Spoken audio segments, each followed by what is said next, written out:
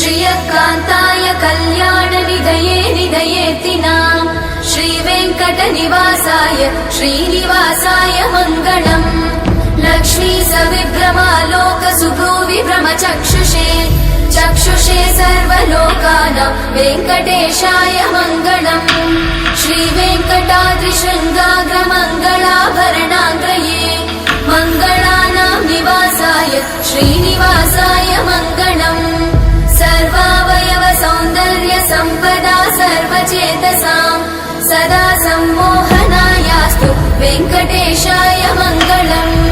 नित्याय निरवध्याय सत्यानन्दचिदात्मने सर्वान्तरात्मने श्रीमद् वेङ्कटेशाय मङ्गलम्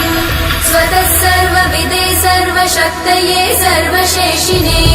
सुलभाय सुशीलाय वेङ्कटेशाय मङ्गलम् परस्मै ब्रह्मणे पूर्णकामाय परमात्मने प्रयुञ्जे परतत्त्वाय वेङ्कटेशाय मङ्गलम् आकालतत्त्वमशान्तमात्मनामनुपश्यताम् अतृप्त्यमृतरूपाय वेङ्कटेशाय मङ्गलम् प्रायस्वचरणौ पुंसां शरण्यत्वेन पाणिना कृपया दिशते श्रीमद् वेङ्कटेशाय मङ्गलम् दयामृततरङ्गिण्यास्तरङ्गैरिव शीतलै